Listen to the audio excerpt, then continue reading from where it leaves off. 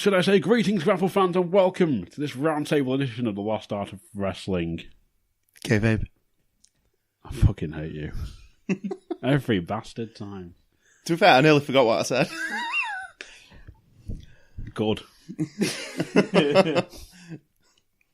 It's never going to end. It will. It's Bunkle's thing. It will end like Now. Enzo's rap show. Yeah, now, see you later. No, he's returned to WWE, you mean? As quick as that. Yeah, Yes. but more on that later. So I'm, of course, your host, Coxy, joined once again by the baddest man on the planet. Signed, sealed, delivered. He is a dazzler. The man of 1,000 gimmicks. The delivery man. Billy the Boy Bunkle. How are we doing? How are we doing? Sell even louder, Luger. Oh! I still think it's a good theory. I still piss myself every time I hear that now. It's because you know it's true. A whole career. Yeah, I'm so good, aren't I? Luger, you're absolutely amazing. The only reason you're not the champ is because I get paid to make him champ. He's got creative control. I'm so sorry, Luger. You're amazing. Best in the world. Yeah, I'm totally so good. That's where Jericho got it from. I'm the best in the world at what I do. Jericho's got 1,004 moves. I've got 1,005. I have 1,005 variants of the torture rack. Yeah. I've got 1,005 ways of going, ow! In different tones and harmonies. Ow! Of course, the other voice you can hear in the room. He is a man who is half a man. It's me. It's THG. I told you, not THG anymore. I'm not you're THG. TG. I'm just TG. You still need to do the video. The guy. Burning the hat and Bunkle shouting insults at you from across the way. I'm burning the hat and Bunkle's pissing on it to put it out. No, Bunkle shouts derogatory statements at you. No, he's making the hat do Luger cells, and the hat's going, ow! Ow! Oh, but yes, it's me, the guy, the reigning Lost Art of Wrestling quiz champ. Ooh. Oh, bring it on, boys! Salt wound there, Bunkle. As I said, that felt like a bit of a farm foods, really. Yeah. Bit of leather belt there, The isn't farm food's finished. That's AJ Styles Tower, isn't it? So, what story can we put you in now? He gets kicked in the balls. Again. What? Vinnie Mac's there like, Because just love kicking him in the nuts. it's a good job he's already got a family because he's not getting a bigger one. Next you know, some guy in like a big ginger afro just runs onto the screen, boots him in the balls. He just got kicked in the nuts. Runs off. I'm just waiting for the day he just sort of, he's there, like someone boots him and he's like, nope. And then literally just whips down his trunks and he's got the anatomy of a Ken doll. He's like me! Like Alan Rickman from Dogma. He's like, look, nothing there, love. Jesus. He just starts knocking and just goes, dong! It's like, I've been kicked that many times by Shinsuke. There's nothing left. It's just a mangled mess! I just have one genital. It looks like a foo-foo now. It's been kicked inside out. Jesus. Oh, dear. So, yeah. What's been happening, gents? Quite a bit, actually, event-wise. I mean, I think was it SummerSlam we last did a round table? we did. SummerSlam, yeah. Yeah, since then, we've heard there was a story of WWE cutting down their pay-per-views. Since when? Because we seem to have about 6,000 of them. I was going to say, it seems to be more than ever. Yeah. Yeah. Except maybe when they were doing the whole, like, brand split pay-per-views, so, like, each brand had a pay-per-view in that month.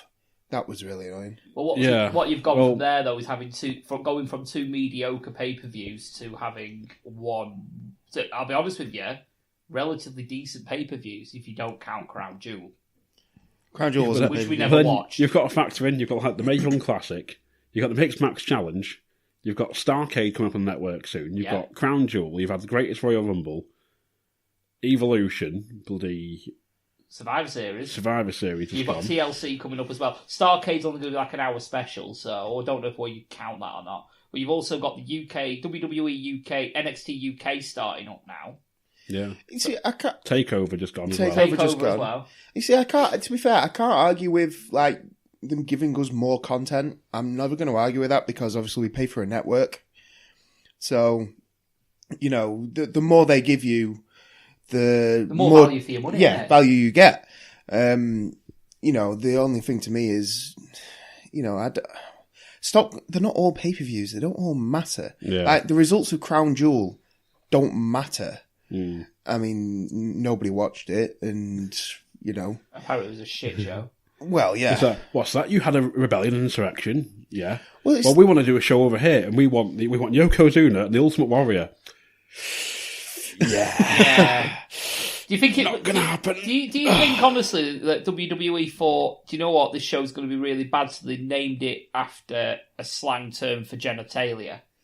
That they knew it was going to be that bad. Vince just slowly inflating his ego. He's going to have like Crown Jewel next. I'm going to name... Join us in Abu Dhabi for grapefruits. Yes. I can't say that. What did the English call them? What did the English call them? Oh, they call them the Crown Jewels. Perfect! Yeah. I don't know. It was just... To be fair, I understand why, like... You know, these markets are saying that I want this person, I want that person. Yeah. I do get it. Because to them, it's like, well, we're like, the only reason they did it is for money. Yeah, it's blood money, but they did it for money. It is. Yeah, let's be fair here. Right? Well, it's the guy who wanted it. He is essentially out of touch with the current product, is what they're saying.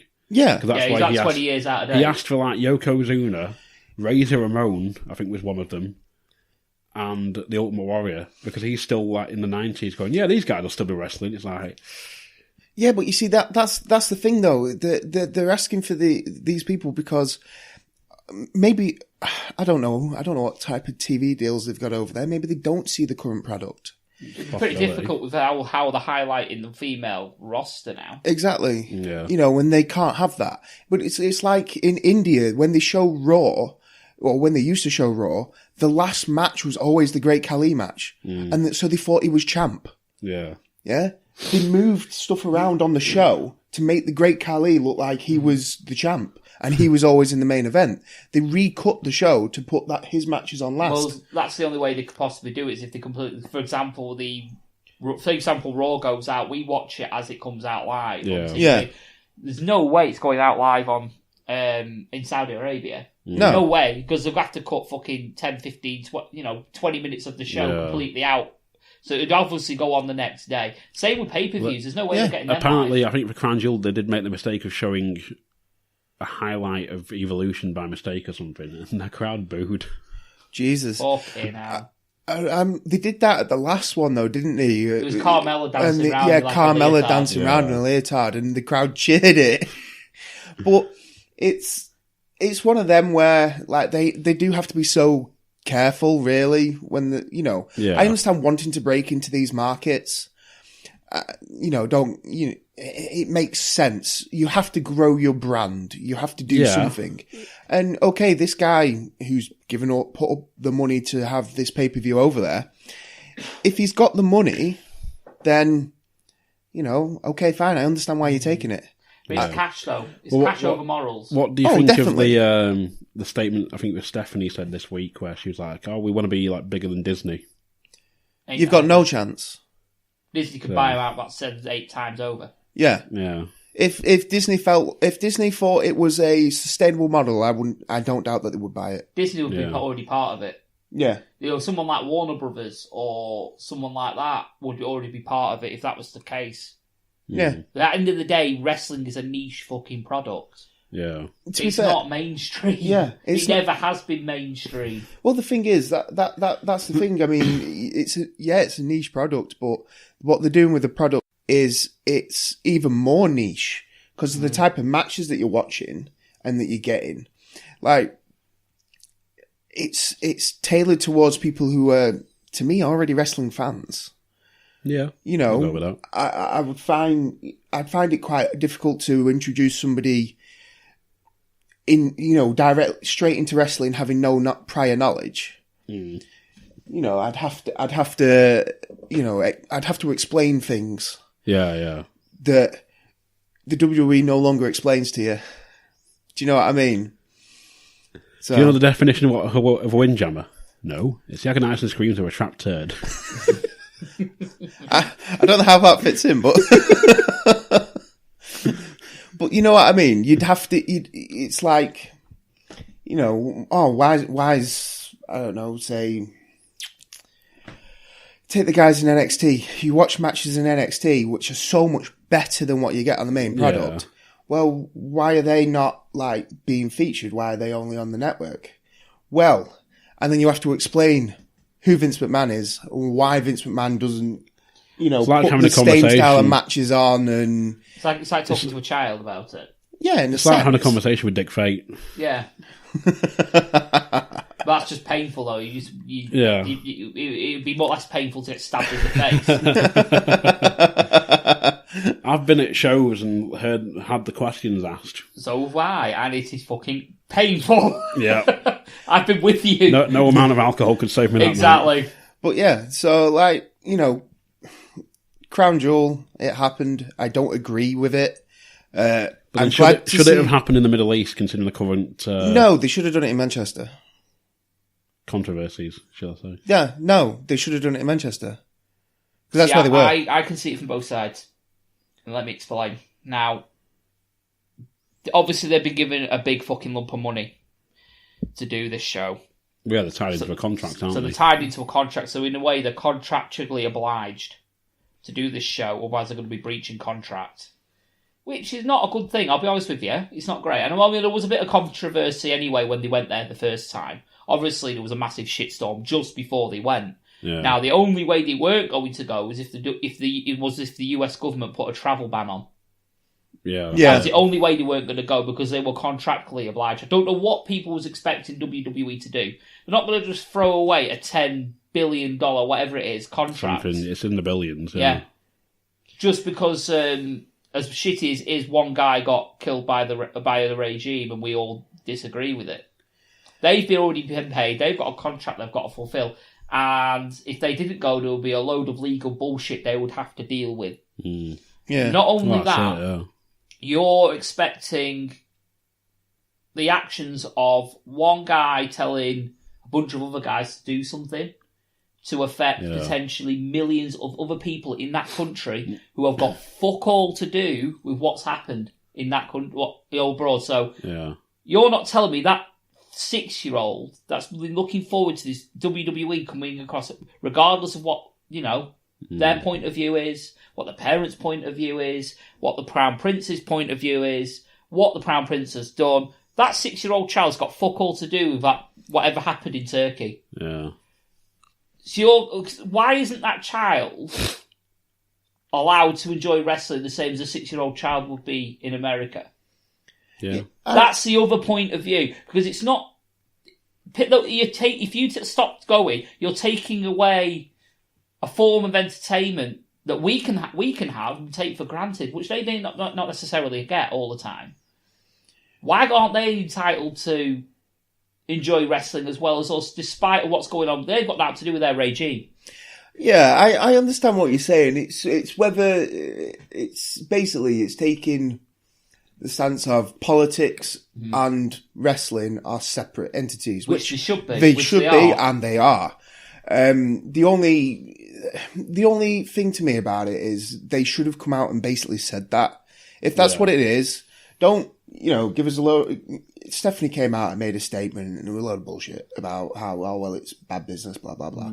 Just come out and say to us, look, we're in a contract. If we break the contract, it's a legal shitstorm. Yeah. If the government steps in and says, you can't go and do it, your way out. Then that's your way out, because then the government, you can't do anything about that. Yeah. But at the end of the day, I understand that, yeah, that kid that you talked about shouldn't miss out. And I agree with that. But don't bullshit us. If you're if you've signed a contract, which you have, you know, I mean, I consider myself a smart, a smart mark, whatever it is. But I would wrestling fan. Mark with a high IQ. Yeah, but you know what I mean. I don't know anything about what contracts they've signed or anything like that. Yeah. As far as I know, somebody's gone, here's some cash, come and do a pay-per-view. Yeah, I don't know if there's what kind of contracts there are behind it, because then how are Cena and Daniel Bryan going? I'm not coming. Yeah, and they don't work go. for the company. As long as the company turns up, that's fine. Yeah, as far as I'm aware, they're tied into a 10-year deal with whoever this billionaire owner or business guy or whatever.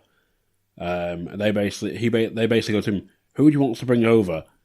But then Daniel Bryan refused to go on the country's views on homosexuality or something. Right.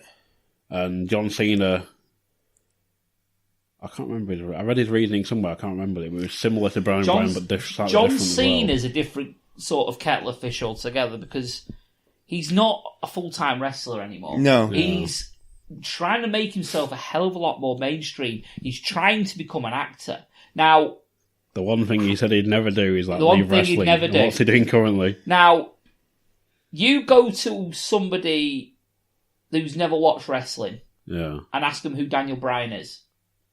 Don't know. They won't know. You ask them who John Cena is. Yeah, they'll know. Oh, it might be him from that film. Yeah. He's now potentially doing more work in acting, getting Hollywood jobs and doing this, that and the other than wrestling. It's going to hurt his image a hell of a lot more, him individually. Yeah. Yeah, true. To get work in Hollywood or any other acting job. Whereas Daniel Bryan's, he works for WWE. So it's the WWE that would get the flack for that, not Daniel Bryan. Yeah, I mean, it does make sense, because at the end of the day, John Cena's trying to do something that only one other wrestler I can say has ever done successfully, and that's The Rock. Mm-hmm. He's trying to become a major player in something else. He's trying to extend his career after wrestling. Yeah. Because no matter who you are, in wrestling, you can only last so long. Yeah. You know, the bumps add up, the injuries add up.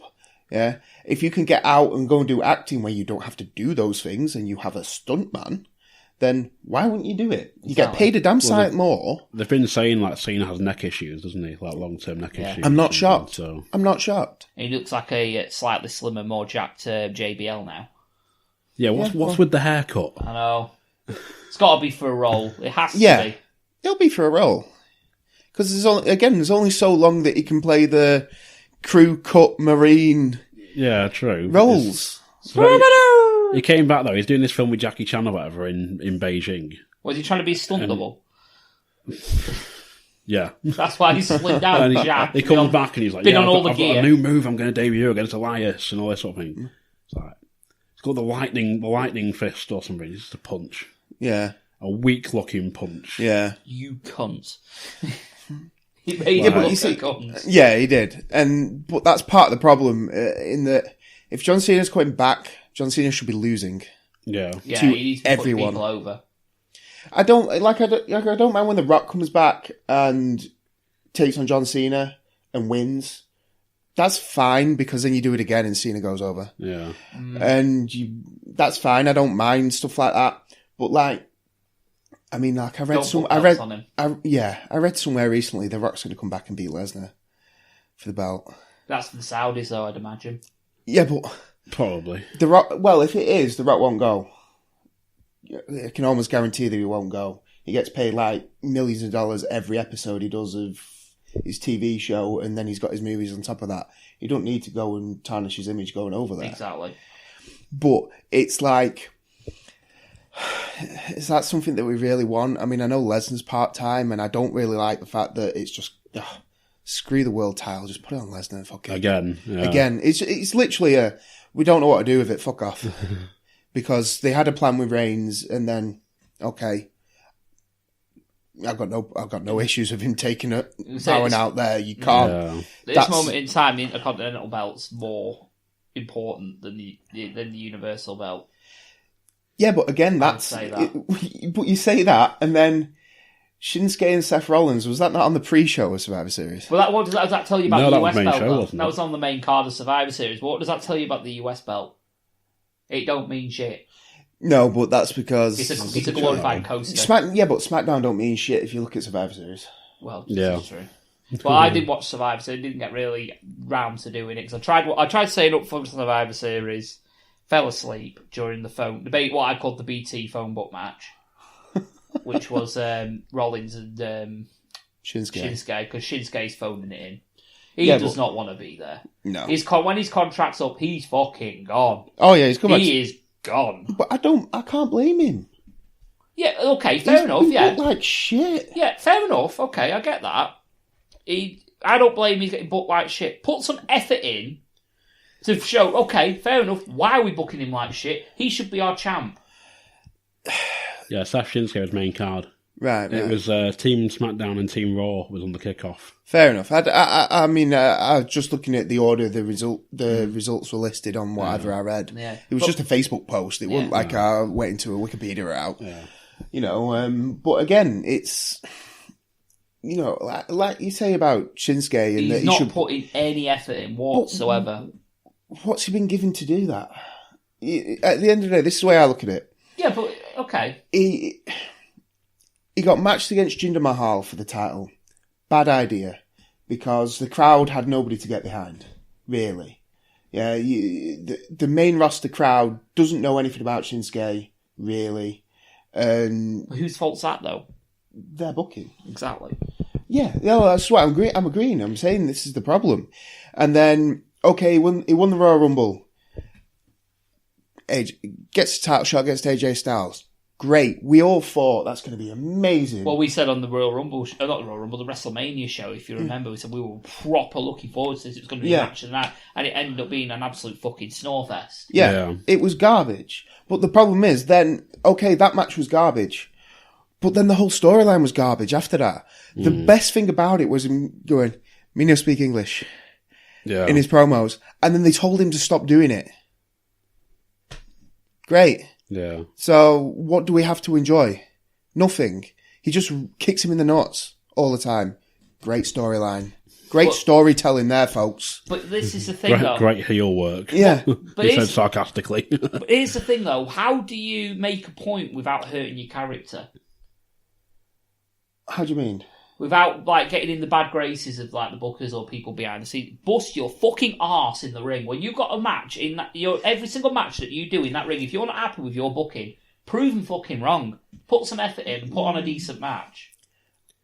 You're not always given the opportunity to. Yeah. But when you do, like you do on a pay-per-view. Because when you've got like, with WWE especially as well, you've got like the writers, then you've got creative, and then you've got the agents, which like, okay, this is how you're going to do the match, this is what I want you to do in it, and this is how you're going to get this across. Then you, for the finish, just kick him in the nuts.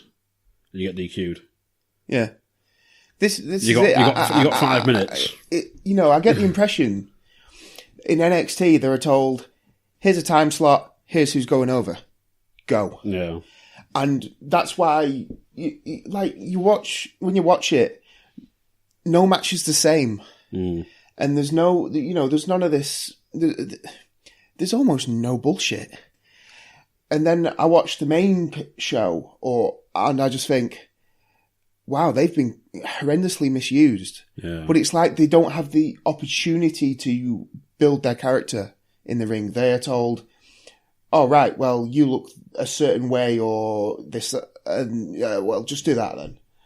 Like when Shinsuke first debuted and he beat Cena and he dropped him, if you remember rightly. Yeah. And it was a half decent match. But ever since then, he won the Rumble, but it's been a downward spiral. Yeah. Basically ever since. And I think they've it appears as though they've basically gone, no, this is where you are, and that's it. There's too many, there's this spot, and they lead into to each other, so to speak. Whereas on NXT, you get given the finish and that's it. Go do 20, 30 minutes. You're hoping. But like, I don't know. It makes me worried every time somebody gets called up to the main roster, because they just get mishandled. Yeah, or not even mishandled. They get swallowed up. Almost. Speaking of the debuts and what have you, during the Survivor Series kickoff, there were vignettes for Lars Sullivan. There was. Yeah. Now, what are you thinking? What they're going to use? How they're going to use Lars Sullivan? Well, they're going to send him to Raw, put him against jobbers. Stupid. He's going to be facing like the local indie talent, as they call them now. Yeah. And then he's just going to get like misused. Well, this is my problem. You're sending him to Raw, which has Braun Strowman. He's out injured. Well, whatever. It did have Braun Strowman, Drew McIntyre, Baron Corbin, all these guys. Brock Lesnar, all build and built as monsters. Yeah. In air quotes. What's Lars Sullivan? A slightly smaller version of all of those. Oh. So where does he fit? He's going to be the next Vladimir Kozlov. Yeah. Essentially. But the thing is, in NXT, he fits. He's the only one who's like him on NXT. He's the only... He's fucking good as well. Yeah, he's the only monster. Yeah. And he gets billed like a monster, and... He's like a Snitsky who can wrestle. Yeah. It's awesome. To be fair, it's awesome. And his entrance is so unique as well. Yeah. And I get the impression that when he comes up to the main roster, it's literally going to be, oh no, forget that bit of the entrance that's really cool at the beginning where you have the scream and then you stand and whatever. Just walk out. Fuck it. Yeah. Just walk out, beat local jobber, and then we'll have you lose to Ziggler. They'll get rid of Lars and just call him Sullivan. Yeah. Feed me more. Oh, sorry, that's the wrong wrestler, isn't it? No, he's going to become the new Heidenreich. Yeah. Oh, fuck. Reading poetry to fucking Michael Cole. No, but he is because... If Ryback and Heidenreich had a love child, it would be Lars Sullivan. Yeah. But this is the problem, because on NXT, he is billed as being, he's a monster and whatnot, but he's billed as being really smart as well. So I can see it going exactly like that. And him, would you not maybe pair him with someone like how you've got like Ziggles and McIntyre? Ziggles and McIntyre helps Ziggler more than McIntyre. McIntyre looks like a beast at the minute, to be fair. He's getting booked relatively well. Because Vince McMahon loves him. Good. He's actually quite good.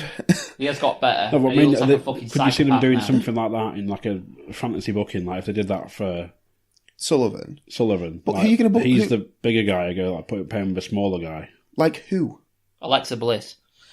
Well, no, the thing is, Team Little Big. I really liked Team Little Big from the Mixed Match Challenge the year before, but now they don't have it this year, so it's like I'm not even. What was that? Strowman and Bliss. Strowman and Bliss. Team Little because Big. because there was all sorts of wrestling erotica going around where basically where basically Braun Strowman was splitting her in half. Yeah, but it was hilarious. And that's why. I know that is why, but the chemistry seemed really good. Oh, what? It was really funny. Yeah, there was lots of sexual tension there, obviously. It was meant booked that way, but you had all this fucking basically wrestling erotica, where basically Braun Strowman was using her as a penis sleeve. Well, look, whatever the reason was behind it, I still enjoyed watching that more than I do watching Braun Strowman and Ember Moon, who have no chemistry and no character between them to say, oh, they'd actually make a good team. Like Miz and Asuka work really well together for some reason. They do work really well. Yeah.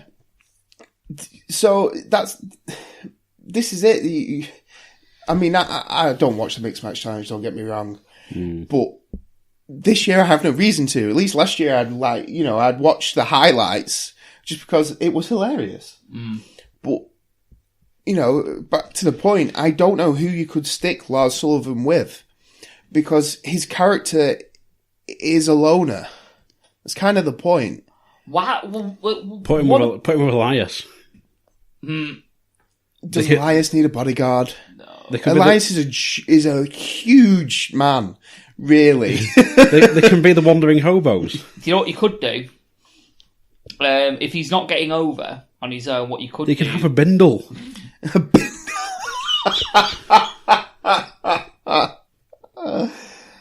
Oh, dear. Oh. So what you could do, if he's not getting over on his own and he's stagnant and what have you, take him off TV for a couple of weeks, maybe. Or, if you're going to bring him up straight away, you could do this. Bring back Bray-Wyatt as a heel. Oh, and put him in the... like. But give Bray-Wyatt something fresh. What would you do with Bray-Wyatt, though? Not Kill him now. Put him in the way of Old Yeller. This is true. Take him out back with a shotgun. How would you repackage Bray-Wyatt now? Well, the problem is... You can't bring back Husky Harris. No, I would at this point. I'd consider it. Fuck off. He'd be more over than Bray-Wyatt. A tank with a Ferrari engine, it'd go fucking nowhere. I never got that. It'd go fucking nowhere. I never got that reference, man. It's the tank with a Ferrari engine. What? With less power than an actual fucking tank? Exactly. How fucking stupid. Well, people said he was a Ferrari with a tank engine. Holy shit. The problem is, like, when he first debuted, he cut that amazing promo on the video package. He's like, I created war and all that sort of thing. Yeah. And he's like going on like a conspiracy mad tinfoil hat wearing guy or whatever. Yeah. Like, and then there was none of that. Yeah. He's like, what is it? He's going on. He's like, you people are all sheep. You understand me? And all that. He goes, pop on the pocket, pop mad one, and that's how every promo she did should have been. Yeah. So he came out and beat up Kane for a bit. And then after that, every time he did these little promos and stuff, and he had his little creepy videos and all that sort of thing, he'd set up a match, a pay-per-view, then lose. Yeah. And it happened every time, and then they did the whole thing, the ring with the maggots and that, where the video... fucking awful. They did that, and again, like, he's slowly getting over, and he's getting over, to the point where the people got the phones out, doing the Fireflies, still losing. Still doing the weird, creepy promos, the compound burnt down, all that sort of thing. Oh, fucking garbage. Got Orton as part of the Wyatt family. No, but and all that, still lost. Like, that worked first time with Daniel Bryan, didn't it? Yeah, but this is my problem. Again, we're talking about somebody who's in NXT. He was this, preacher. Yeah, talking all the crazy shit, and the video packages were all there, but he was winning. Yeah. And the Wyatt family was winning. They were tag champs, blah, blah, blah. Yeah. Main roster, losing. Yeah. If you lose your debut feud, you might as well pack it in. Honestly. Didn't they win the debut feud? What, against... Kane. Yeah, but by a fuckery. Yeah, by a fuckery, but that was the idea of the Wyatt family. Well, not really. It was supposed to be he was supposed to be formidable on his own. Yeah, but in that story, that match, he's formidable on his own. His followers are meant to follow him in everywhere. They literally went through fucking fire to help him. Yeah, I know what you're saying, but it's like name a feud that he actually won after that, other than when he won the title. There isn't one. Exactly. But he started off strong. Yeah, and then they shit all over it. And then they shit all over it, yeah. Well, admittedly, they just watered him down. Every promo became more and more watered down and less interesting. Yeah. And as good as it was him getting part of the Matt Hardy and all that lot, it watered his character down from chronic to being a cartoon character. Yeah. Yeah. And now, like I say, now they disappeared sharpish. because Matt Hardy's spine's basically fused to his pelvis. Hips or something, yeah. Right, fair enough. I did not realise that. All the leg drops over the ears. Right. And it was that one they did off the top of the cages like that, just fucked my back up. Right. Pretty much. Yeah, so fair enough. That's why he walks funny. When he's in the ring, he always seems slightly hunched over. Yeah. He hobbles about. I'm not saying there's another couple of matches left in him, because I think he's not ruled that out. But to be fair, he's not got many in him now. At this point, why don't you just have him manage anyway? A crazy heel manager. Yeah. Even a face, fuck it. People are going to cheer him anyway, fuck it. There you go. You've just fixed Lars Sullivan. Have Matt Hardy as his manager? Yeah. Yeah, I suppose you could do. I mean, Coxy's smiling. I don't mind Lars Sullivan on a mic, but I just had the idea of him like walking out that like reincarnation. Oh, throws Bray-Wyatt in, and out comes Lars Sullivan. Yeah. But then like Bray just like floats past dead on the boat like that. Fucking harpoon sticking out of him. Fucking Jeff Hardy's with some harpoon. No, Lars just looks at him. He's like, "Was that you?" He just looks at him and just walks off. And Mark just looks at Senor Benjamin. It's like, "What happened?" He's like, "See, Senor." Dispose of the bolt of firing. His little kids there with a harpoon gun, just like just stroking it.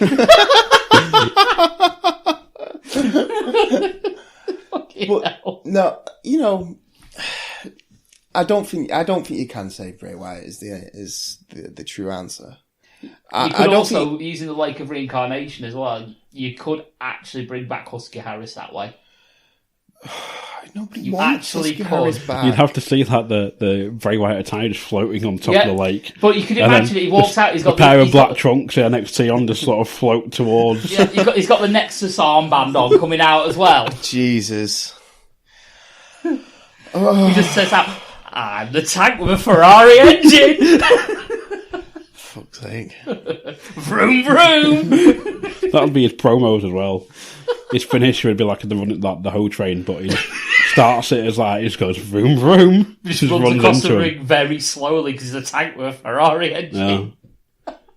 My power to weight ratio isn't very good.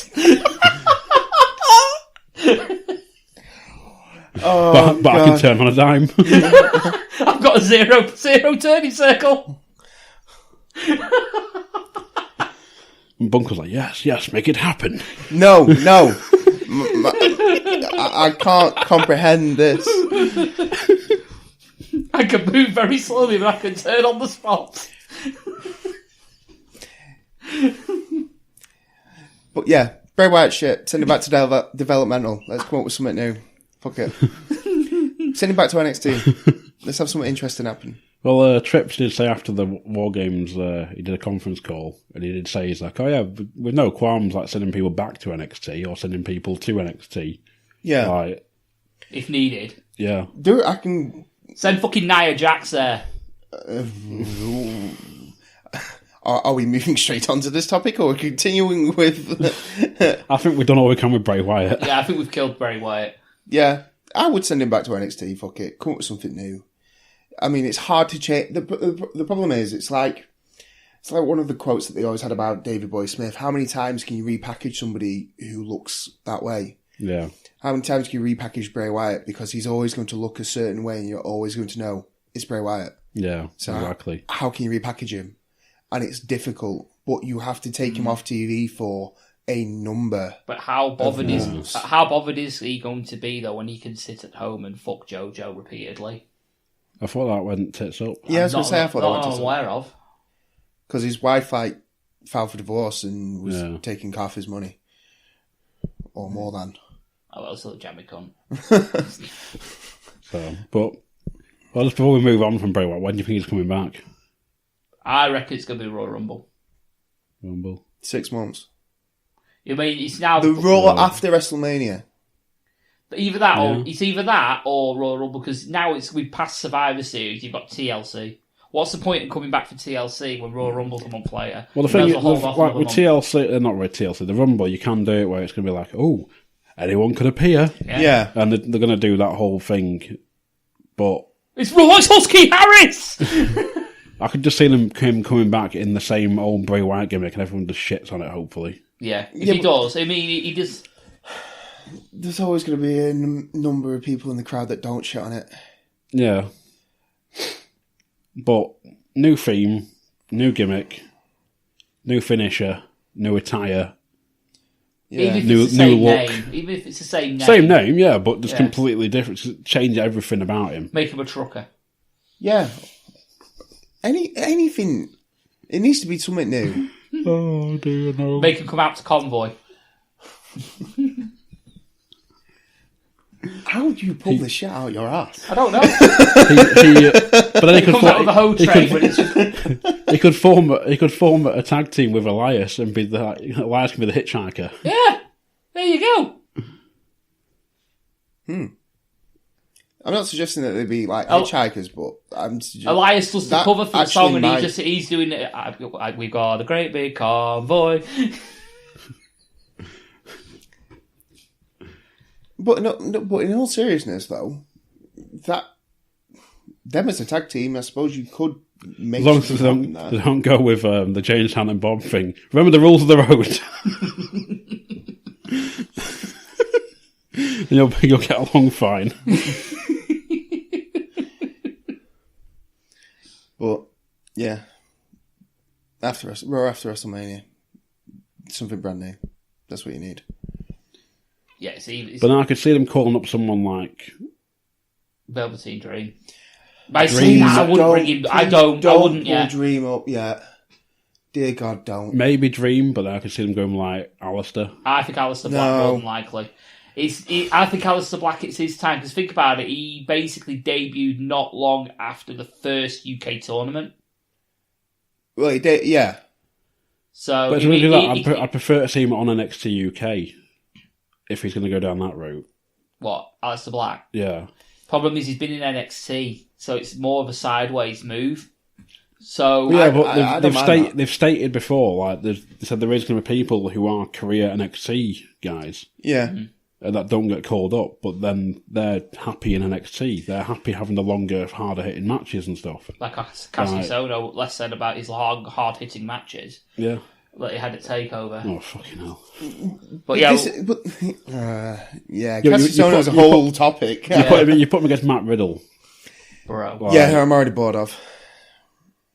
Bro. I'm bored of that. I'm done with it. Anyone that sounds like Steve-O on mic, I can't take serious. His gimmick is that he's high, yeah? Yeah. Well, his gimmick is that he's like a surfer. Former MMA fighter. I know that. Well, I watched him fight. Yeah. He's a former UFC fighter turned pro wrestler who smokes and says bro a lot. Yeah, that's not a really interesting gimmick. It's just like... It's like, yeah. But like I say, he sounds like Steve-O, and I could just imagine him getting squashed by Umaga. Yeah. Get squashed by Umaga and get something goes, yeah, dude. Yeah. Well, to be fair... I'm expecting to get his own face tattooed on his back. Yeah. Yeah, we'll do a film. It's called Son of NXT. And they're all like Alistair and like old Gargano and stuff are just getting blown up, and then at the end, Matt Riddle just goes, yeah, bro. And just walks off, and Trips comes along on a walker. And Elias just walks along in the background going, now, now, now. But, yeah. Hello, I'm Elias. Welcome to NXT. New. That's what your character Rogar could do in future. He's learnt a new strum. It's the Jackass thing.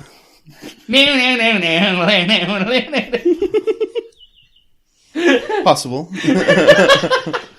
Yes, if you want to hear more of James Bunkle, you can hear him on the Gunpowder Treason No Plot podcast. There you go, sneaky plug. You can do. But no, like I say, Matt Riddle, not... Yeah, at the minute, I'll give him another chance, but I'm not convinced. And I'm not convinced he's going to go anywhere. I'd say he probably needs a takeover match to probably show proper his full takeover match. Cassius Ohno, well, he's never. He is the definition of a career NXTer. He is literally enhancement talent now. Yeah. And you know what? I'm alright with that. That's fine. Just put some proper pants on, mate. You know what I mean? Nobody wants to see your cellulite and all that jazz. Even so, just put some, like say some actual, tights. Yeah. Yeah. You know, well, that's what I mean. Put on some long pants. Yeah. Yeah, or shorts or something. You know, but... We've all seen big guys. I mean, look at Vader. Yeah. Why couldn't he have, for example, obviously the long leg, singlet? The full singlet. Yeah. Have that instead of having the stupid fucking vest on. Have you seen Mastiff in NXT? Yes. No. They showed a video on Facebook, Mastiff and T-Bone backstage. Yeah. and Mastiff has like a singlet on, but it's got like the red V, and it says Mastiff or Dave or something. Oh, right, okay. Like, that's pretty cool. Yeah. Have you seen? But speaking of NXT UK, have any of you seen it yet? No, Not yet. I have. I've been watching normal NXT. At the minute, they're obviously character building.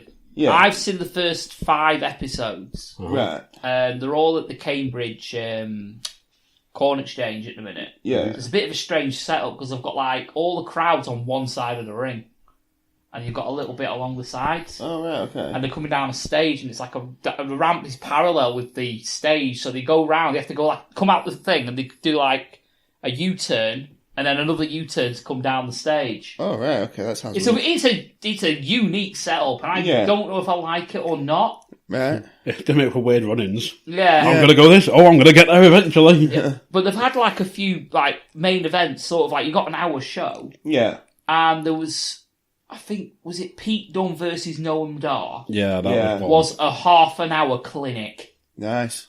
It was fucking amazing.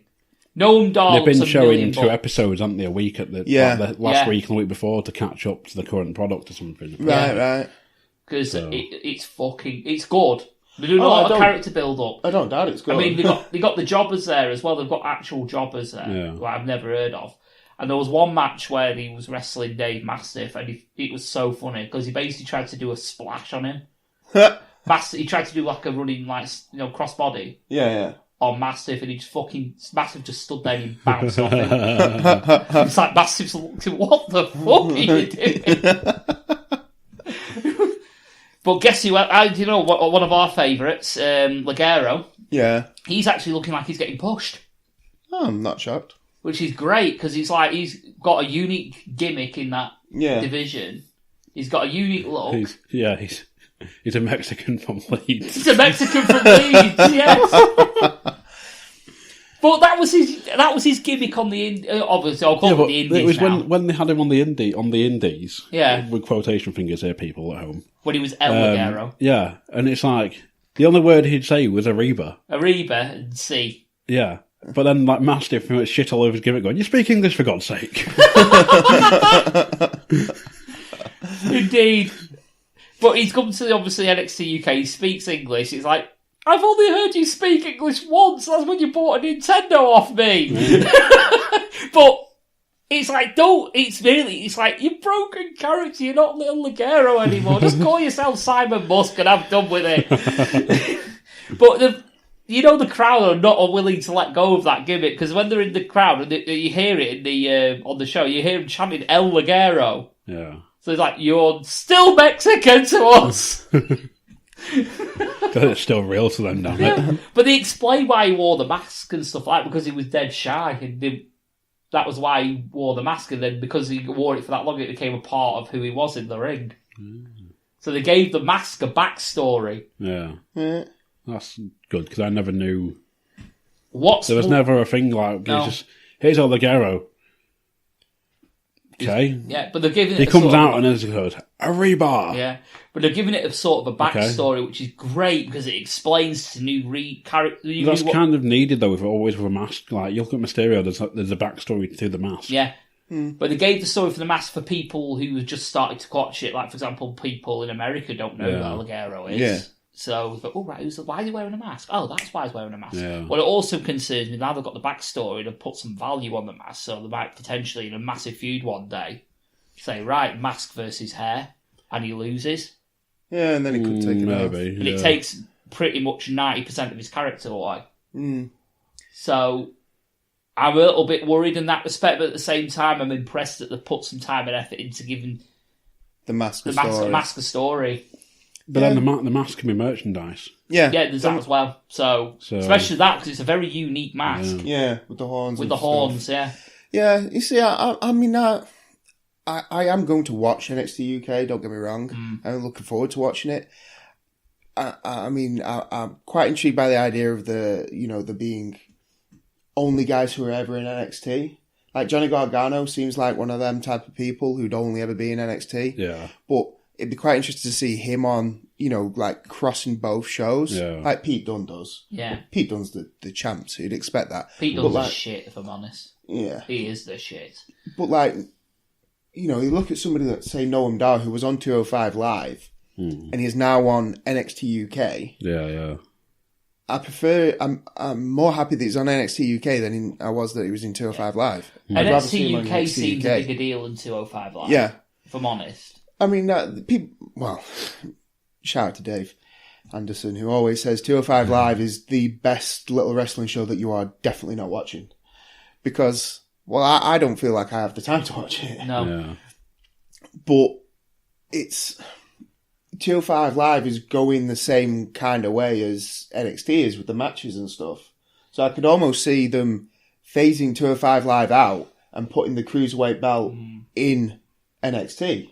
But here's the thing as well, it's being booked better and it's actually getting a bit of a buzz, because Cruiserweight belt was always guaranteed to be defended on the fucking pre-show. Yeah. Survivor Series, where it's, traditionally it's literally Survivor tag matches, not singles. Yeah.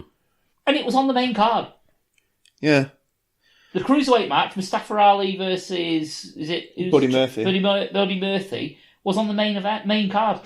Yeah. Well, apparently they've been having barnstormers. Yeah. Every week. Yeah. So, I mean, I'll try and catch at least one of their matches at some point.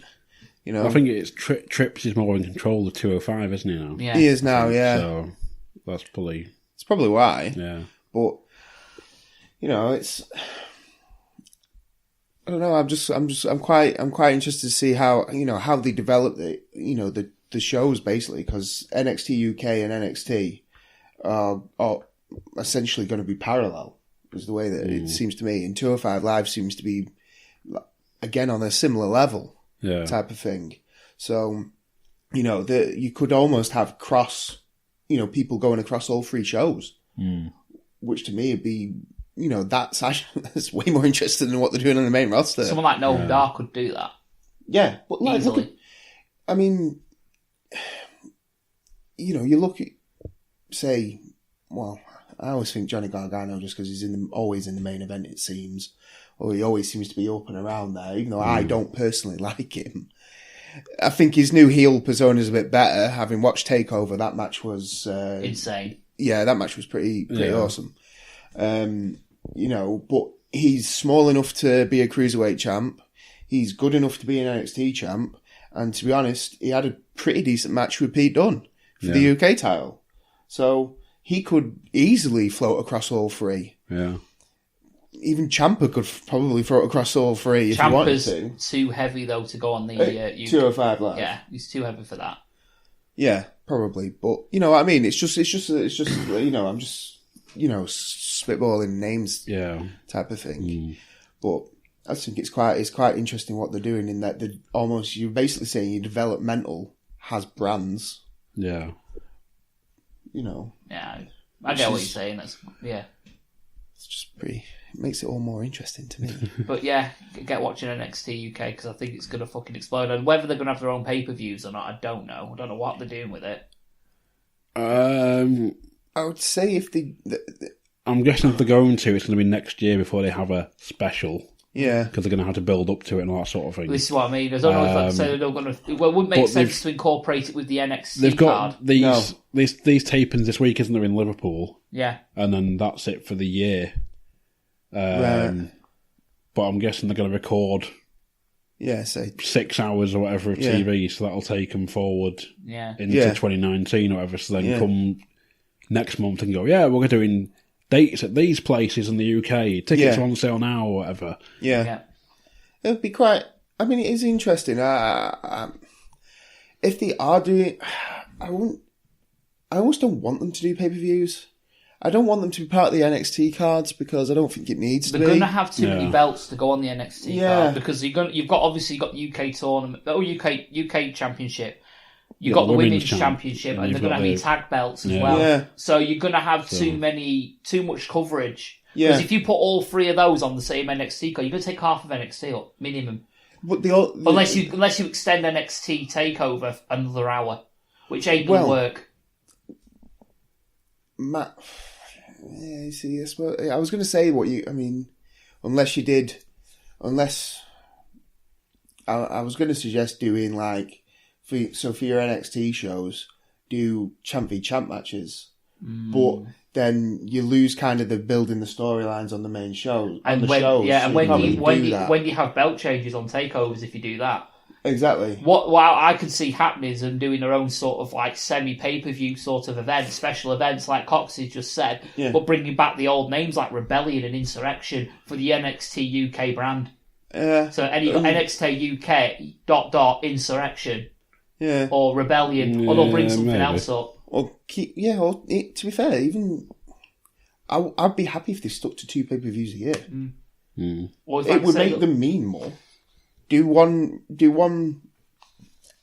say WrestleMania weekend or week after WrestleMania, and do one, SummerSlam timey, and then the rest of the time you're just building up to the pay-per-views. That, you know what I mean? Like the reason NXT takeovers work so well is that they're not every month. They're with the Big Four, aren't they? They're with the Big Four, and that's why it works so well, and it makes you get amped up for it. Like, I don't mind seeing like Alistair Black losing his title on NXT TV. I don't have a problem with that. You know what I mean? I don't mind there being title changes on actual TV. To be fair, it freshens it up a little bit. There should be more. There should be, you know. But I also like the idea of having long title reigns. Like, Pete Dunne should continue to run with that motherfucker. You know what I mean? In fact, they're pushing him for that. 5-year champ. 5-year champ. But they're pushing. I don't have a problem with that. They're pushing that fact out because he has been champ for over 500 days. Yeah. And they've billed him as the longest reigning champ of any kind in the modern era. Yeah, but I don't have a problem with that. And people, the uneducated, are going like, "Well, he's not defended it. He's defended it everywhere. Yeah, he's not just defended it in a WWE ring. He's defended it in rings all over the country and all over the world. Yeah. Progress, ICW. Yeah. Can't think where else. But this is it. Like it's, I like long title reigns. I like the idea of long title reigns. Chopping and changing all the time makes no sense to me. Having it on a part timer makes little to no sense to me. But like you say, Pete Dunne's not just defending it in NXT or on NXT UK or on takeovers. He's defending it. On the indie circuit in air quotes. Yeah. Yeah. And okay, so you don't see it, but that doesn't matter. If not everybody watches every bit of wrestling. We've just said that. Yeah. This is it. And the job that he's doing, but to add prestige to it. Yeah. I mean, that's how you build prestige on a belt, though. Yeah, dipping into takeover. How much of a superstar did Pete Dunne look in that War Games match? But because of that, it rubs off on the UK Championship. Yeah.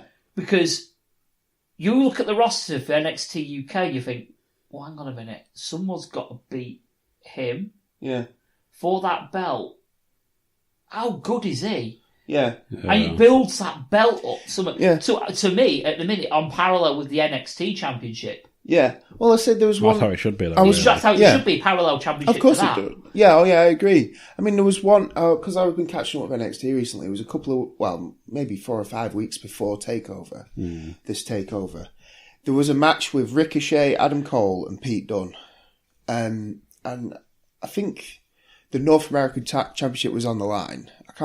Might have been on the line or whatever. Yeah. But Pete Dunne actually takes the pinfall loss in that match. And I was quite upset by that because upset's maybe the wrong word, but it was, he hits the bitter end on Adam Cole and then Ricochet basically springboard 450s from the other side of the ring all the way across onto top of Pete Dunne, who was making the pin, and then gets the pinfall. But to me, it should never have pinned Pete Dunne. Yeah. Because that makes your North American champion look like he can beat your UK champ, which devalues the UK belt. When Adam Cole is there to take the pinfall. Yeah. That's why I was watching it like, Adam Cole has to take the pinfall here.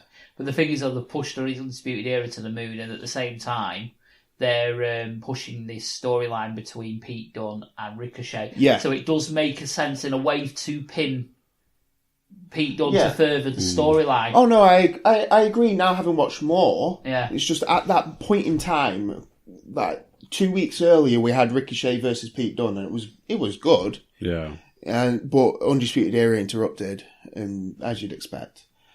But then I just thought at that moment in time, I was just kind of like, I don't like seeing Pete Dunne get pinned. I just didn't like it at that point in time.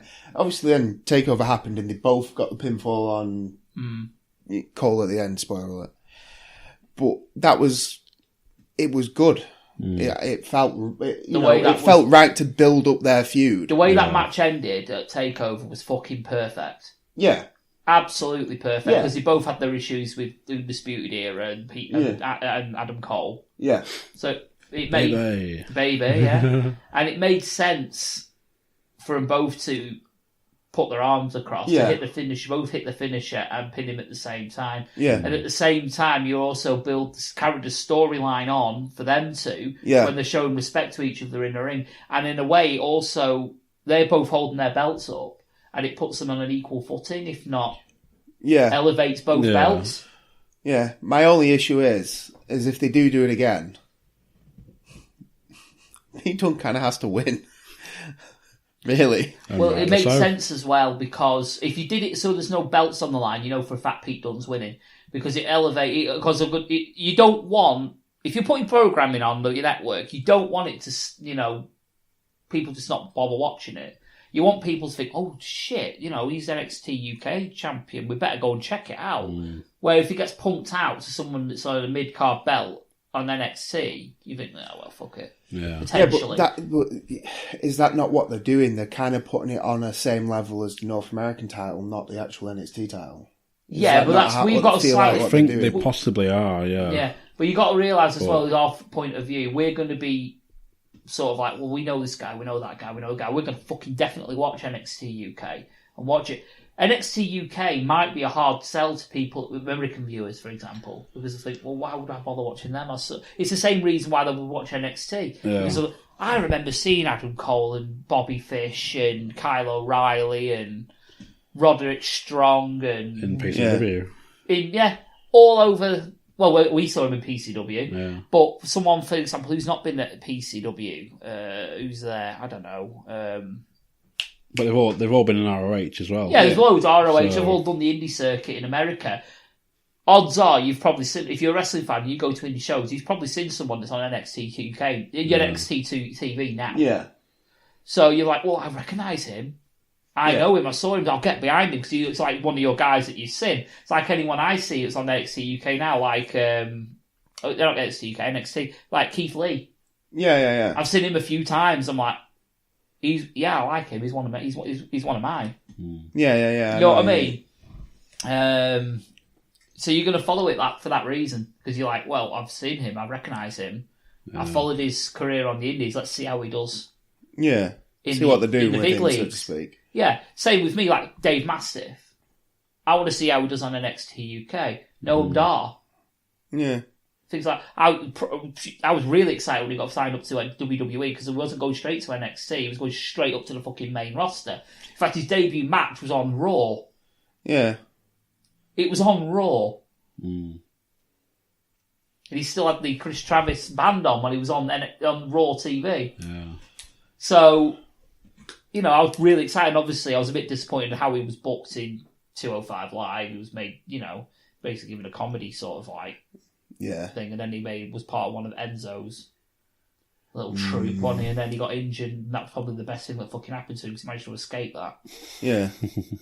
But think about it now, if he not got injured, would he have got into the shape he's in now? Probably not. So, yeah, it's probably, like I say, NXT UK is probably going to be a harder sell to American fans, because they've not been able to follow the talent before they got to NXT. I suppose, but that's kind of the point of the UK tournament and the UK champ, in it, to try and, Well, they're capitalising on the boom of UK wrestling, because obviously the fan base is there. So they think, how do you get even more fan base in by having their own product? Yeah. And then from there you think, wow, that was ace. What else is on here? The next thing you know, they're watching the fucking ECW pay-per-views and things like that. Yeah. Well, they had exposure with the UK tournament, to be fair, really. Yeah, but again, that was probably marketed towards us. I was listening to but it gives like the Yanks and stuff an exposure. It does. It does. But when the Blackpool tournament was on, I was listening to, obviously, my usual wrestling podcasts. Yeah. And not one of them was covering it. All the American ones weren't even asked. This current one never even covered it. They weren't even asked. Yeah. But all the UK podcasts and everything was like, right, UK tournament time. Let's get, best thing in the world that's ever happened. But the US weren't asked about it. So, it's that prod is for us. It's for us, the UK fans. They'll learn. They'll learn. So no, I look at like, the takeover match between Bate and Dunne when Dunne won the title. That was a great advertisement for it. That's how you advertise that show. But that was why it was on the card. To show that there's a UK product coming, otherwise we wouldn't have a UK belt. And the only reason they didn't fire it off when they did was because there was they had to shit themselves thinking, oh God, World of Sport's happening, because they had the pilot, announced it all, and then World of Sport shit themselves. Went, can't do it. So NXT's going, we're going weekly on the network, and then World of Sport's like, yeah, we've got 10 episodes. we're doing a tour like next January, February. So there was that. So then they only decided to air NXT UK literally a few weeks after WOS finished. Yeah, I suppose in a way, if it almost takes advantage of if World of Sport got anybody to watch the show. Hi, I'm Mike from the Genuine Chit Chat podcast, where we have honest conversations with interesting people. I speak to a wide variety of guests, from travellers to musicians to those afflicted with mental or physical illnesses. There's really no subject that's off limits, from movies to politics and even controversial topics ranging from sex to drug reform and political correctness. So if you still believe in the art of conversation, are intrigued by healthy debates with different ideas and perspectives you may not have thought of, and want a podcast where every episode is about something different with a variety of guests, then this may be the podcast for you. You can hear us on YouTube and all your favourite podcast apps, and follow us on Twitter, Instagram and Facebook. So if you want to hang out and listen to honest conversations with interesting people, then come to Genuine Chit Chat, where I'm your host, Mike Burton. Can we cover that briefly? What, World of Sport? Yeah, because I watched the entire thing. We need to move on with stuff, so. Yeah, but I watched the entirety of WOS. What did you watch? 6 episodes. I'm up to episode 5. We both, like I said, we did a small review of the first 2 episodes, and we said it was all right. Get it watched. Did we do first 4? We didn't do first 2. Just first 2. Yeah. We're going to do 3 and 4, and we never got round to it. Never got round to it. But I ended up watching all of them, and as I've obviously been communicating with you two about how it is, and what have you. All I'm going to say is it goes downhill very quickly. I'm not even sure. But then you've had the advent of Free Sport showing Rev Pro and PCW. Yeah, I don't watch it. Yeah, so. We don't watch them. PCW, it's, as far as I'm aware at the minute, I watched one episode. It's just old episodes, old shows of when they had stars that are in WWE now, which is, to be fair, is a good way of getting people into your product. Yeah. The filming the Guildhall show for TV on the 29th of December. Good idea. And the filming Road to Glory from the Tower next year. See, that's a really good idea, because you're going to get big audiences for that. They've got Tom Lawler for the Blackpool shows. Tom Lawler? Yeah, for Tom Lawler, UFC fighter. Oh, right, okay. Former UFC fighter. Oh, never really did anything. PCO as well. Oh. Yeah. Oh. Bunko's shaking his head with me and Paul are both like, oh.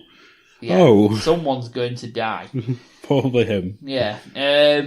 To be honest with you, that's a really good shout. Really good shout, because you're going to get, especially Tower, because Blackpool bid pay for a lot of that. So it's a really, really cheap venue. I think it's 4 shows as well doing at the Tower, possibly. It's not a bad idea. It's a good way of doing it. So, put your big main shows there, because you know for a fact you're going to get a couple of thousand people in there, because you only pay the booking fee. Yeah. It's basically a free ticket if you just want to go for general seating, and you're going to get arses in seats doing that. And you can advertise, and you're going to get people coming from all over the northwest, because if you're paying £3 for a ticket, It's fucking worth it. Yeah. You know what I mean? You go to a WWE show, you pay £30 for shite seats. Or you can pay a tenth of the price for relatively decent seats. Yeah, and you got a view from anywhere. I mean, I've seen one show in there at PCW ran in the circus. I went this with you. time last year, wasn't it? Yeah, this was last year. And it was a fucking great view that we got. We could see everything. It's not like what I used to get when I used to stand near enough ringside. Don't get me wrong. You know, we were that close when they did a punch, we could fucking get sweat hitting us sometimes. But where we were sat, it was a great view. Great view. There's no it's a really good idea because people aren't going to come. You can advertise it. You can go like, right, come get your seat, chant away, get a really good view from wherever the fuck you are, even in the shitey seats on the very top, because you sat over the fucking ring. Yeah. So even those would be fantastic. You know, there's no reason why you can't drag people in for that. Get people standing outside. Go, look, £3, come in. Free ticket here, fucking come in. Yeah. Come watch some wrestling. Get out the cold, because it's at January, isn't it? February, out of season, pigeon weekend. Yeah. You know, get them in. Get your birds in there. I at it, your bird. Literal, your bird and your bird. You know.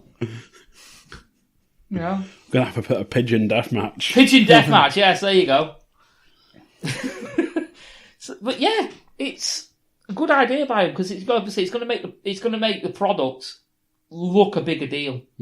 Because you've got the bigger audience, you've got more noise, and obviously it's going to be a bit more watered down. It's going to be a bit more of a family sort of an orientated show, which is what I think they should do. Have the family orientated shows in the circus, but in Evoke at Preston or wherever they are in Preston, make it a bit more adult.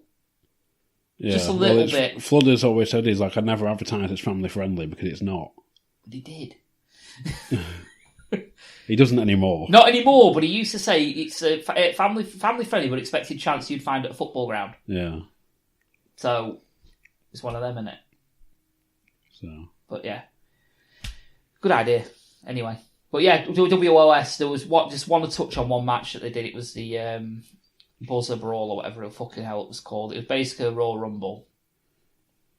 Right. It was like a tag match sort of thing, and every time Wade Barrett pressed the button, 2 wrestlers would come out and they'd go on either side. Right. So it'd be turned into like an elimination tag match. Yeah.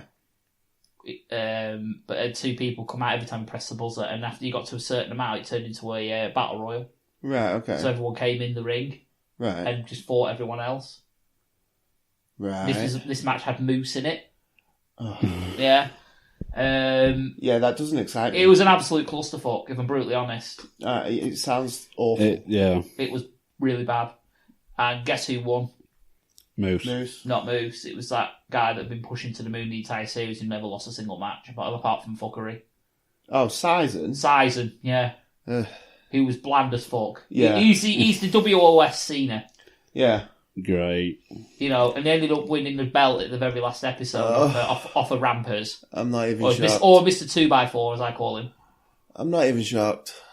Because that's all that it was ever building up to, was him versus Rampers. I feel sorry for Rampers. Well, why? You're a heel champ on a shit show. This is it though. Could you your matches are less than 5 minutes each time. Could you imagine him on NXT UK though? The grungy bastard that he is. It would have been quite good, but he'd been fucking amazing. But when you top talent, you tabbing him up with Shaw Samuels, good wrestler, like him, and CJ Banks, who does not fit. CJ Banks is the shits. Yeah. Sorry, but he is. Don't rate him whatsoever. And then half the roster. And I love the way they were advertising Lionheart as being a part of this fucking roster. He was in one match. Yeah. So, yeah. To be fair, after watching the first... Well, I only carried on watching because I thought at one point I'm probably going to have to talk about it. But from what I saw... It's not coming back. No, it's not coming back. If you could get past the shit commentary, then you have to deal with the fact that you never had a match longer than 6 minutes, really. And your champ, your champ, we all know him from elsewhere and how good he could be. but he's never given time to be that good. And the guy you're pushing has no character or charisma, and I don't ever remember him cutting a promo. And it's like, right, so why do I care about this guy? Oh, because he can do some really cool things. The most impressive thing... You mean like catches at feet on the top rope as he tries to dive over and nearly kill himself? Yeah. Fantastic. The most impressive thing I saw Justin Sizen do a spear from the outside back into the ring. Oh, yeah. That was fairly impressive. Good. But other than that... Yeah, well... It was... No... It's just, I don't know. It was never going to work. Yeah, he may as well have wore jorts. It was never going to work. You look at, like you were just talking about NXT UK. NXT UK, 30-minute match between Noam Dar and Pete-Dunne. Yeah. That's what you want to see. Yeah. World of Sport, your champ versus anyone. 4 minutes, go. And finished in fuckery every single time. So how many moves did they do? There was one suplex in the match, and we showed it from 24 different camera angles in 15 seconds. Flick. So Carvalho jizzed over it. Yeah. Cream and sugar. Mamma mia. That's there you go. End. Yeah, so don't watch it. It was shite. What's next? Yeah, let's move on because it was shite. We've got to move on really quickly because we've still got like 3 episodes to record. Yes. Evolution. Fantastic. Terrible. What? Not Line in the Sand Evolution. I'm about the pay-per-view Evolution. Yeah, I didn't like it. Explain, because explain. You can have 2 counter arguments. I'm going. Yeah, right. Bunkle's in the Line in the Sand. No, right, this is my reasoning. Right? They want to be treated equally. Mm-hmm. So I looked at it as on an equal footing to any NXT show or whatever you may watch. Right? Mm-hmm. Match 1. When Alicia Fox has to slow down for you, it's not a good match. To be fair, that first match wasn't fantastic. It was dog shite. I thought it was terrible.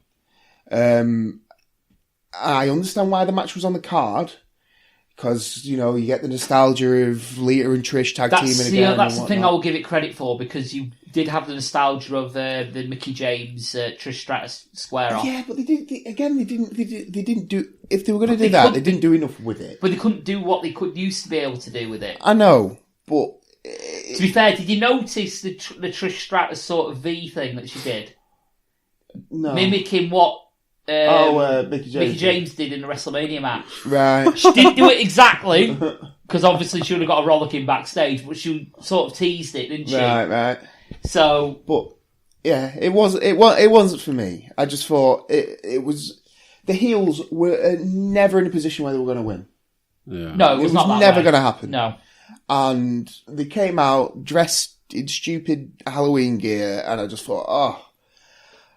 And then Trish and Lita come out just wearing black. Black. It was like, and great, wow. Lita had a thong built into a ring gear. Yeah, exactly. Just, no. It wasn't for me. Is she a mother? No. Thank fuck. So, yeah, I wasn't impressed. And then you have the Battle Royal. Battle Royal garbage. I thought it was better than the Women's Royal Rumble, if I'm honest. When the big thing is putting Tamina Snuka over, fuck you. Yeah, and then you had Nia Slax. Yeah. Winning. Nia Jax winning. She was guaranteed to pretty much from the start. As soon... Asuka and Ember Moon, you know, bringing their rivalry back a little bit. I was a bit hyped for that. That worked. I was a bit hyped for that, and then I realised they're both on separate shows, so we're never going to see it again. Wonderful. And then just Nia's just bigger than Ember, so she wins. Yeah, this is true. And while I'm on the fact, continually calling her the irresistible force, fuck you. That's her problem. She's got too much force. Who the fuck came up with that? Michael Cole. It says it at the End of beginning. discussion. It says it at the beginning of her entrance video. Yeah. On the Titantron, it comes up with irresistible force before her music even hits. Fuck you. She's not like most girls. She's gonna break your nose. But yeah, you got her. And then what was the match after that? Was it Shayna Baszler versus Kairi Sane? Or was it it was the Mae Young Classic. Oh yeah, it was all right. It wasn't amazing. It was okay. It had 8 minutes or so. Needed longer. Felt like 8 minutes or so. It needed a lot longer. I was expecting like 20 minutes. Yeah. But the Japanese girl, Io Shirai, if I'm saying it correctly. Io Shirai. Yeah. Something like that. Didn't do enough. No. For me. She looked incredibly talented. She is incredibly talented. But basically got 2 moonsaults and a couple of punches in that match. Yeah. It just wasn't quite enough for me. Then it was then it was Shayna Baszler and Kairi Sane. And that was a fucking amazing match, I thought. It was alright. I didn't like the fuckery. I don't think Shayna Baszler needs that. No, but it adds... She didn't need it a takeover, to be fair. But, yeah. They're trying to introduce the 2 other horsewomen now, aren't they? Yeah. You see, I think part of the problem that I had was I watched TakeOver first. So I then watched the Shayna Baszler Kairi Sane match from Evolution and was like, oh, I've seen this match. Which probably tainted it a little bit for me. Yeah. Then it was the 6-woman tag match. Which was meh. Which was crap. It was space filler, that one. I can't think of a spot from there. I think Natalya is garbage. Pure garbage. I'm sick and tired of seeing the sharpshooter on 2 people in every single multi-woman match. Yeah. I'm sick and tired of seeing her fucking cry. I'm sick and tired of her talking about fucking cats or whatever the fuck she does. I'm tired of it. Fuck off. The big issue I had with that match was Bayley and Sasha are arguing with each other and Natalya just thrown in there. Yeah. The Riot Squad actually looked really good as a team. They do. They're and really they good. Tagged in and out, and they looked great. They look good as a unit, and I think they actually enjoy working with each other. They seem to like, and I was like, fucking hell, they are like such a good team. There is no way they can lose this. Yep, get jobbed out. Yeah. Fucking brilliant. All right, fair play. I'll give you that. Last woman standing. That was amazing. This is the one match I watched on this show this morning. Here's my issue. Every single chair shot, kendo stick shot, everything, soft as fucking shit. Yeah, I was saying it to Paul before you arrived. The chair shots are disgustingly weak. The senton off the top rope by Charlotte. Garbage. Where she evidently looks like she's trying not to put all the weight on. Yeah. So she moves the body in such a way where she just comes down, lands on Becky, but even then moves forward so the table breaks, but then she's not bringing all the weight down on her. Yeah. But I wouldn't mind, but one moment that took me completely out of it was when she first put Becky on the table and went to moonsault and fucking rolled her off it because she missed. Yeah. I was just like, oh, God. The finish should have been the leg drop through the announce table. Yeah, that was good. That was good. That was the one good spot. I was like, really like that. Because an elbow drop, I would have been like, I've seen it before. Leg drop through table. I was like, ooh. Actually, that wasn't too bad. Yeah. But then she got up from that, put herself through a table, and then couldn't get back up. Right, okay. Should have just finished it 5 minutes early. I kind of disagree. I mean, I can get past the rolling off the table because obviously it's supposed to be a match, it's supposed to be a knockout brawl, and you can't plan and expect everything to go right. Oh no, I agree, but it would actually kind of work out. It's like you plan something, it might not go to plan in an actual fight. So I can kind of get past that. What I couldn't forgive in that match was the bit where fucking Charlotte suddenly turned into Arnold Schwarzenegger out of the Terminator, and when she got buried underneath all that shit, and she did the big show spot. Yeah, where she just goes arm through that. I will clear off it. No, you're not getting up from that. I'm sorry. You've just been put through a table and then buried. Yeah. In kayfabe, that should basically be near enough you on life support. Yeah. It was... No. Yeah, it just wasn't for me. But a simple table spot finished her off. Yeah. Yeah. Go figure. It just... Yeah, it wasn't for me. Yeah. It was muck and filth. Well, I enjoyed it. I quite enjoyed it. I wanted to enjoy it, but I just couldn't get into it. It's like, lightly tap you with the chair. Oh, stick shot. Like, hit her. But that's what you got to remember as well. It's probably what the first. I did not hit her. I did not. Yeah, I agree. I don't. They'll probably had not much chance to go over it and much chance to practice the chair shot. I was going to say, it's that big of a pay-per-view. I would have hoped that they did have a bit of a chance to go over it, but I know I'm not going to see people get smashed over the head with a chair or chairs snap because somebody's hit them so hard and stuff. Yeah. But, I mean, this was T-bone levels of poor chair shot. You know what I mean? It was the lightest little tap to try and get a noise, and they were selling it so hard. I was like, I can't believe it. And then we had our main event. Now, I expected it to be absolutely dog shit poor, but I'm not saying it was a good match. All I'm going to say is it proved that Ronda Rousey can carry someone in a match. And I 100% agree. My issue with it is, you could go two ways with Ronda Rousey. She either goes the Brock Lesnar route and murders people, or you go with she's actually really green in the ring, and the judo takes her so far, and the punches take her so far, but people can get offensive on her. Yeah. So she has to sell.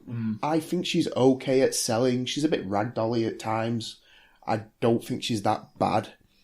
But she, to me, shouldn't be selling anything Nikki Bella does. No. What that should have been was Brock Lesnar, John Cena. Yes. That's what that match should have been. Yeah. That should have been an absolute raping. Yes. She should have took her fucking skull afterwards. Yeah. It should have been Mortal Kombat, finish her and ripped her fucking spine out. What it should have been is, that should have been the pinnacle point where the women's division just eliminates the Divas division. Yeah, that was women versus Diva, and that Divas was women's versus Diva. That was what I saw that build as. She should have ripped her head off and shit down her neck. Yeah, she should have absolutely murdered her. Absolutely. But instead, we got Nikki Bella looking really, really strong, and to a point, almost winning. Yeah, and it was just... That's why I didn't like this pay-per-view. I can think of one match I actually liked in its entirety, and it was too short. And that was the Mae Young Classic. Yeah. It was too short.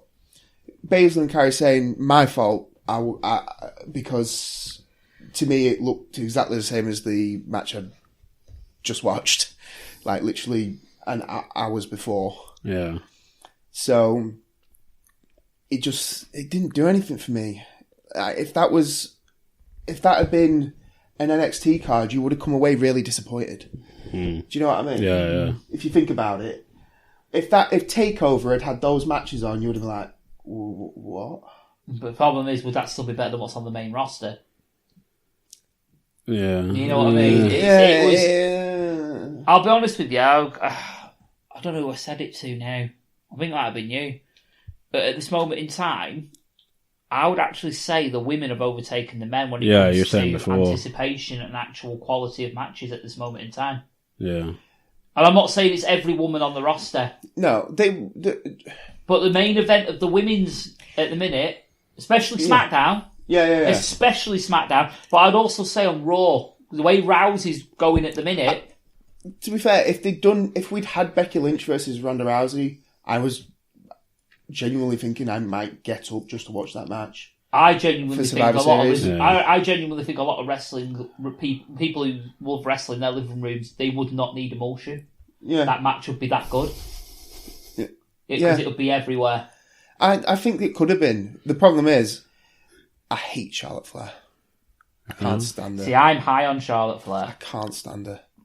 She acts like Ric Flair, but is booked like Hulk Hogan. To me. Do you know what I mean? She's booked like this fucking monster. Yeah. And it's like, okay, she is bigger than the majority of the other women, but she ended Asuka's streak. She's she's champ 1 minute, she's not the next, but she's never out of the title picture. Yeah. Becky gets her, put Charlotte in. Charlotte can do it. Charlotte. Under no circumstances would Becky have ever picked her.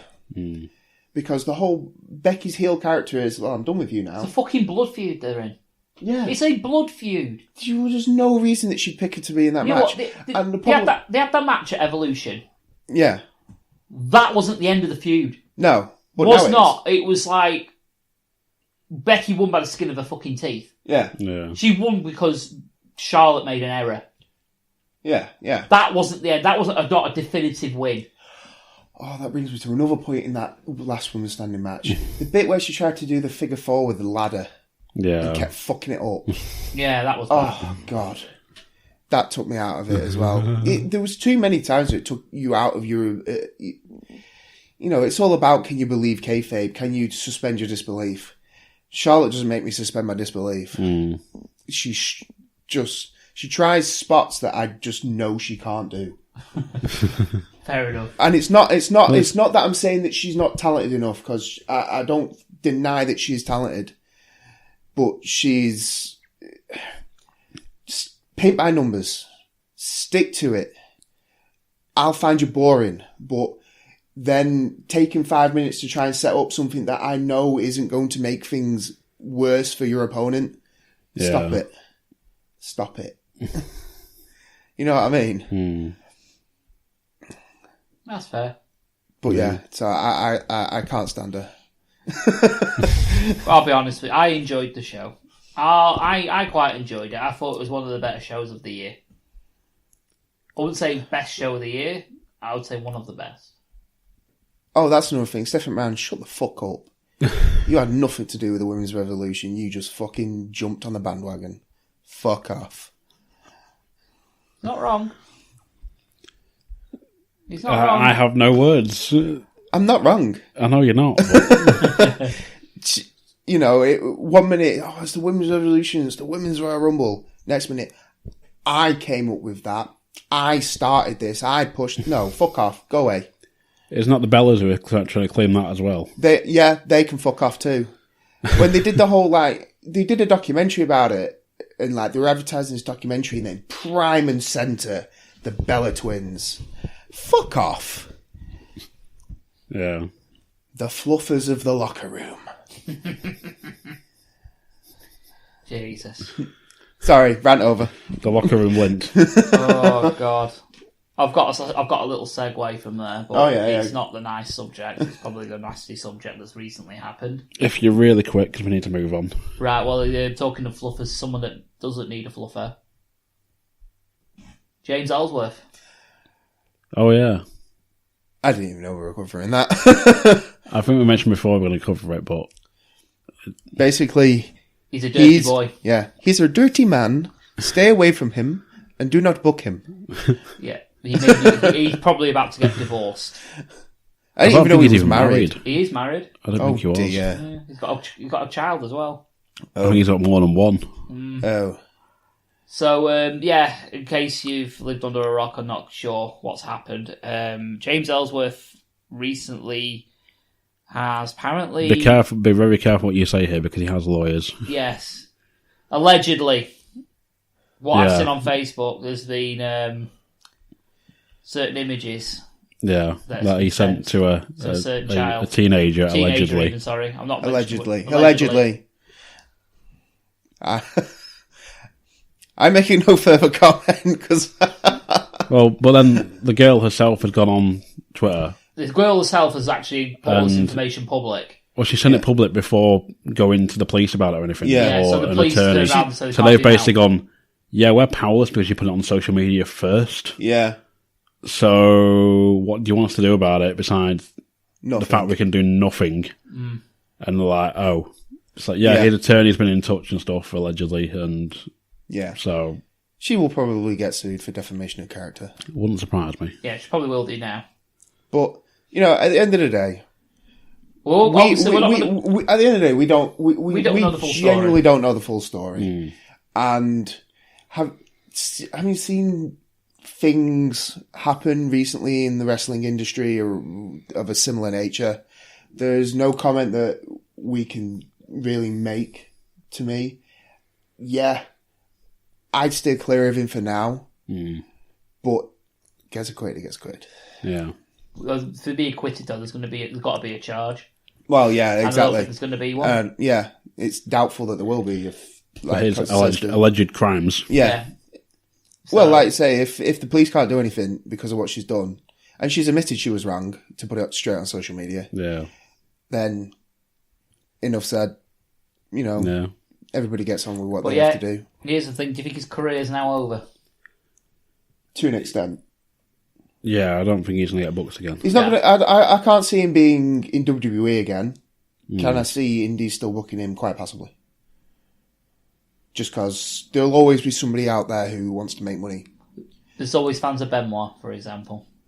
There's apparently fans of Big Country Bo Calhoun as well, but yeah, but that's it. There's always going to be someone somewhere like who wants to buy an autograph or get a picture taken, or book you. If Virgil can get bookings, James Ellsworth can get bookings. It's just one of those things. Yeah, that's a fair point. I'm willing to say, to make an actual living on it, his career's done. Yeah. His career's done. I'm not saying he's not going to get the odd booking here or there, but his career's done. Yeah. He's not going to make a living off wrestling again. Well, yeah. So there we go. Yeah.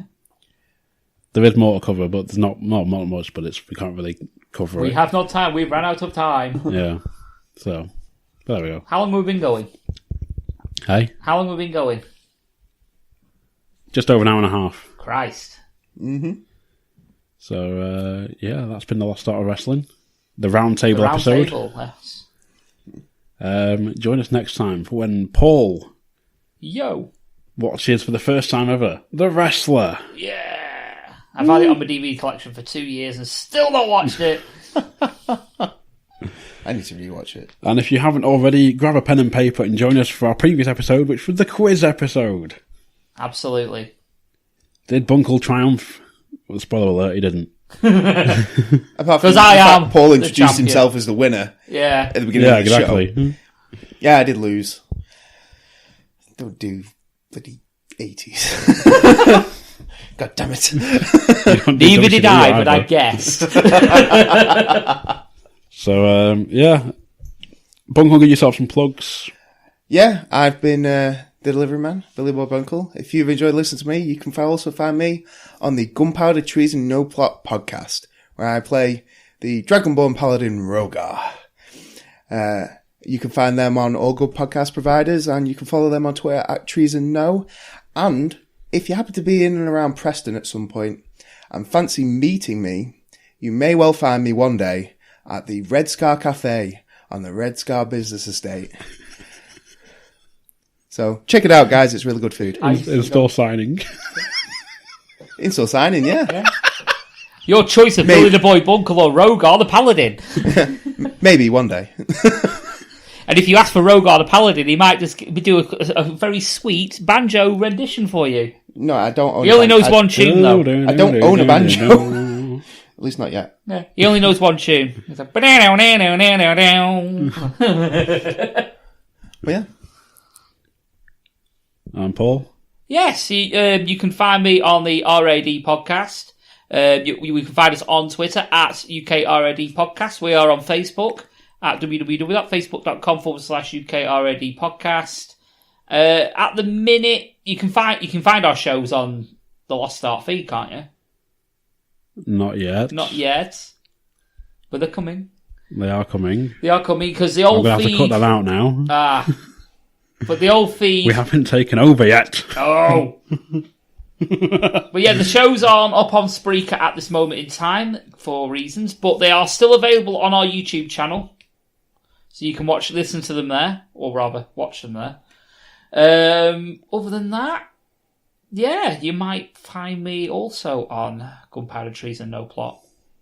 in a cameo role, but you'll have to wait and see. Ooh. No spoilers for Bungle. No. I do not know what is happening. For Lost Start of Wrestling, I've been Adam Cox, baby! We'll get that over. Okay. It kind of works. It does work. Baby! He's been Rogar the Paladin. Howdy. It's another gimmick. Why not? We'll cross it off. And he's been The TG, the guy. Tigger. Formerly of the Hat. Yes. The artist formerly known as Hat Guy. I still think you should do that video. It may happen. Burning it, going like the hat guy dies tonight, and then Bungle stands aside going, "You're a faggot, Flinders." I might just get a Stanley knife as heights would recreate the scene from Reservoir Dogs. Stuck in the middle with you, slash. And you've been listening. Thanks very much. Bye.